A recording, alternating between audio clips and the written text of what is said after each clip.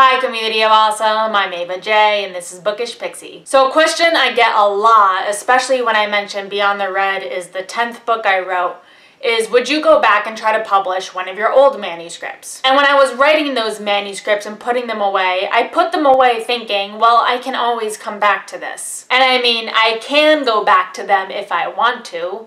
I just don't really want to. Out of those 9, there's 1, maybe 2 at most that I would consider going back to. But each of those manuscripts would require massive rewrites. And I mean, right now, I just want to keep moving forward. I have too many ideas that I want to get back to. That's not to say I'll never go back to any of those manuscripts. I mean, I can't see the future.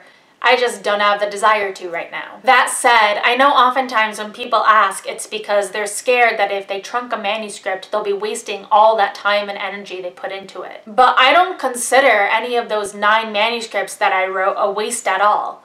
I needed to write them. Those books taught me how to finish a book and how to space out your chapters and how to write in multiple perspectives and in first person and in past tense and present tense and how to write snappy dialogue and build worlds and characters, and the list goes on and on and on. I learned so much from writing every single one of those books. And to be honest, I never would have written Beyond the Red if I hadn't written those other 9 books first. I honestly consider myself lucky for having written so many books before I got published, because I am so comfortable with my process that I don't have the same insecurities and freakouts that some other debuts have who only wrote 1 or 2 manuscripts before they got published. That's not to say I'm better or worse than any of those debuts, but I definitely have had conversations with some other writers who were less comfortable with their process and were freaking out about whether or not they were going to finish books, and I haven't had to worry about that quite as much because